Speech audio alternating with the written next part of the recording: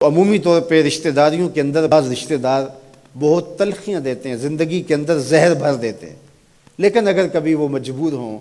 تو ان کی اعانت کریں، اور ان کا رویہ کچھ بھی ہو، زہرناک ہی ہو، لیکن آپ کا رویہ خوبصورت ہونا چاہیے۔ آپ مجھے اگر پوچھیں کہ سب سے بہترین صدقہ، سب سے افضل صدقہ کون سا ہے، تو سب سے افضل صدقہ جو مجبور ناراض رشتہ دار کو دیا جائے، جو رشتہ دار آپ کا شریک بن کے ہر جگہ پہ کھڑا ہوتا ہو، ہر خاندانی میٹنگ میں،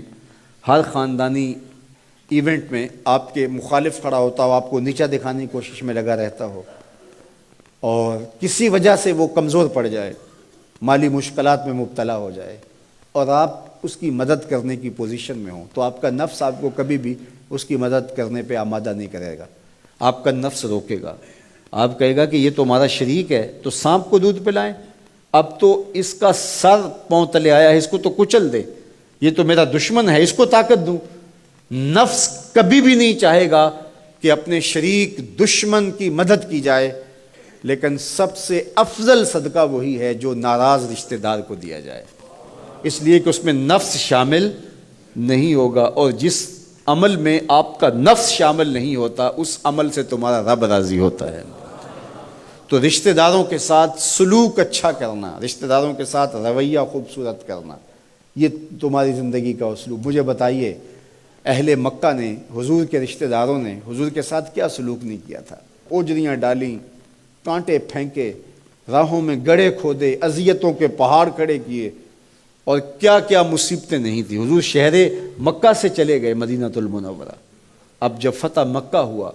تو حضور جب تشریف لائے تو ناقہ پہ سوار ہیں،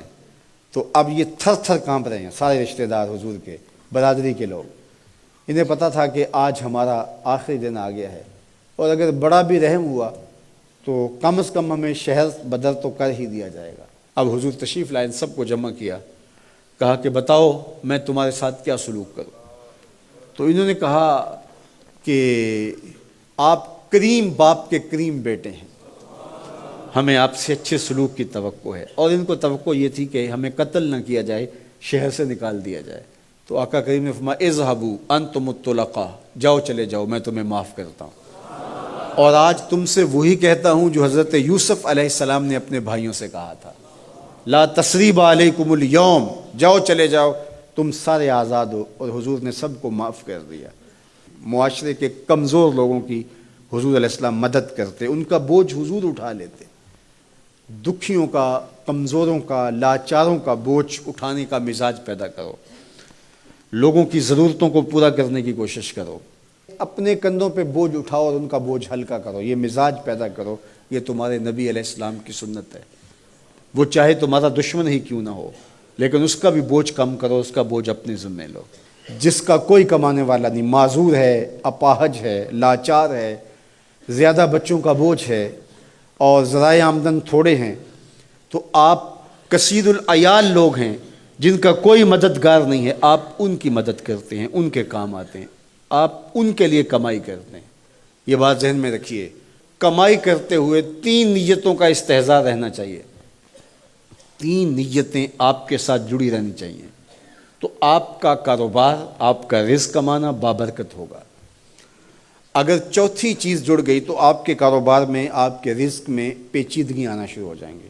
سب سے پہلی نیت آپ کے ساتھ یہ جڑی ہو، عموماً ہم سب کے ساتھ یہ نیت جڑی ہوتی ہے، اور وہ یہ کہ ہم اپنی ضروریات کو خود پورا کریں اور سوال کی ذلت سے بچیں۔ دوسرا مقصد، جو میرے زیر کفالت لوگ ہیں، وہ بچے ہیں، بیوی ہے، بوڑھے والدین ہیں، وہ چھوٹے بہن بھائی ہیں، یا جو لوگ بھی میرے زیر کفالت ہیں، ان کی ضروریات کو میں نے پورا کرنا ہے، اور اس کے لیے میں یہ رزق کما رہا ہوں۔ تیسرا مقصد ہمارے ساتھ جڑا ہونا چاہیے، اور جب بھی ہم کمائی کر رہے ہیں تو ہمارے ذہن میں یہ بات ہو کہ معاشرے کے وہ لوگ، وہ میری گلی میں ہیں، میرے رشتہ داروں میں ہیں، میرے محلے میں ہیں، یا کہیں اور ہیں، جن کا کوئی کمانے والا نہیں ہے اور مجبور ہیں، میں ان کی مدد کروں گا۔ اللہ مجھے اس کاروبار سے، اس وسیلہ رزق سے اتنا عطا کر دے کہ میں اپنے بچوں کی کفالت بھی کروں گا، اپنی ضرورت بھی پوری کروں گا، اپنے والدین کی خدمت بھی کروں گا، اور معاشرے کے ان کمزور لوگوں کی مدد بھی کروں گا۔ وہ کام جن کے ذرائع نہیں ہوتے آمدن کے، بلکہ اخراجات ہوتے ہیں میں ان کاموں میں لگوں گا، مدارس دینیہ ہیں، مساجد ہیں اور دیگر ایسے کام ہیں، میں یہ خدمت کروں گا، اس لیے میں کما رہا ہوں، تو یہ رزق بابرکت ہوگا، اور آپ بیٹھے اپنے دفتر کی کرسی پہ ہوں گے، تمہارا رب تمہارے نامہ اعمال میں ثواب لکھا رہا ہوگا، فرشتے نیکیاں لکھ رہے ہوں گے۔ تو یہ سراسر دین ہے، یہ سراسر اچھائی ہے، نیکی ہے، عبادت ہے۔